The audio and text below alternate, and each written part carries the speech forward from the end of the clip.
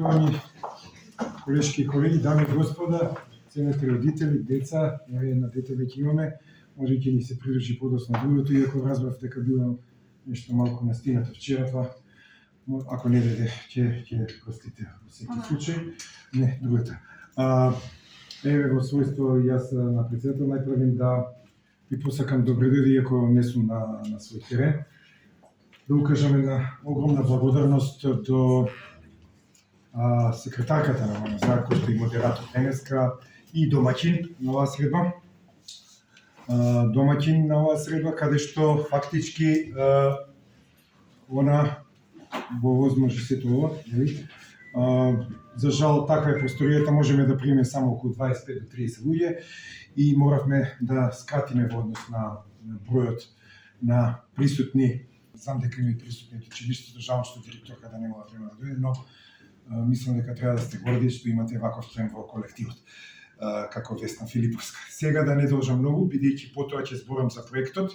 Се тоа што ќе се работи, а тие тројца заедно со малиот Марко и со вас, очекувам и од вас една интерактивност во делот кога ќе се вежбаат вежбите. Виртуелната реалност тоа е релативно нова технологија која што создава фактички компјутеризирана генерирана слика или реалност која што е виртуелна, нели? Тоа е тродимензионална околина во која што учесникот кој што ги носи тие, да речеме, виртуелна очила за виртуелна реалност, има чувство како да е физички присутен во една вистинска реална слика. Со користење на тие специализирани очила, софтвер посебен, апликации, за кое што се погрижија колегите од Турција, партнери во проектот, подоцна ќе ги спомнам нивните имиња во втората презентација, таа е при крај на денешниот ден, а се планира некаде до 13 часот да видиме, и потоа нели малку дружба, од 13 до ќе видиме колку има потреба, половина час или час, зависи од вас. Училишта, вашите директори, директорки, вашите градоначалници кај што работите ќе имаат сенс и слух да купат, иако ова е скапа играчка, да купат барем по едни очила, за да можете да ги употребувате во секојдневната практика. Го подобрувате нацитетот на нивното внимание, значи нивната усредреденост на вниманието, дури може да учествува во имитацијата и секако во подобрување на социјалната интеракција. Овде морам да го скренам вашето внимание да не мислите дека ние сега лечиме, тоа никогаш не би го кажал, дека ќе ги лечиме децата со VR, туку помагаме во сите овие работи кон подобрување на нивното функционирање, подобра адаптација во општеството, во средината, во училиште, во градинка, ако се малечки или во средно училиште, така што значи, ние се обидуваме да ги подобриме овие работи. VR технологијата не лечи аутизам, одма да сме на чисто.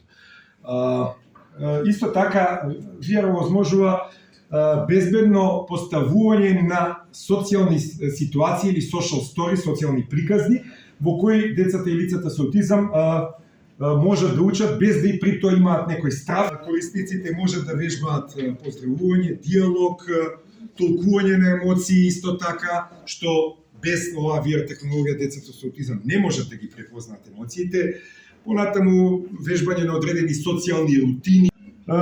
Тренинг VR помага во секојдневните активности и фактички во вистинскиот живот, како што кажа, пазарување на пазар или во маркет.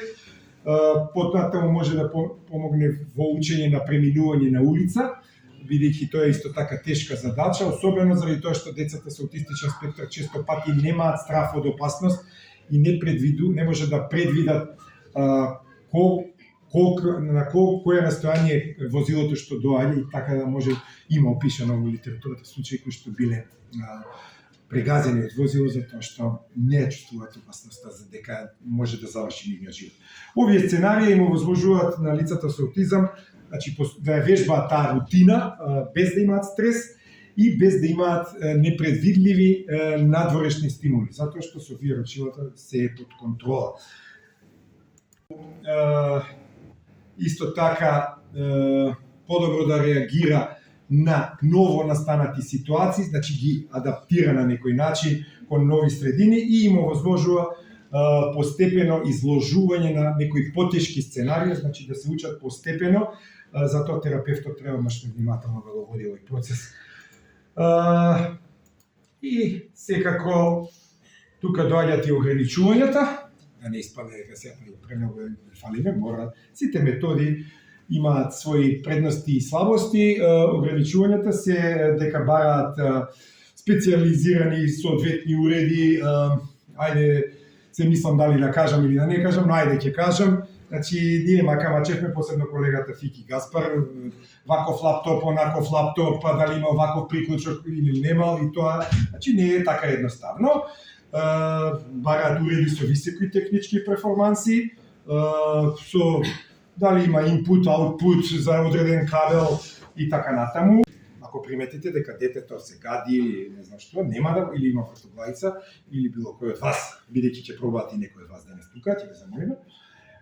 Визуелна непријатност, позната во литературата као cyber sickness, во англосаксонската литература, тоа може да се јави, и овие реакции го ограничуваат време трајањето и интензитетот на сесиите.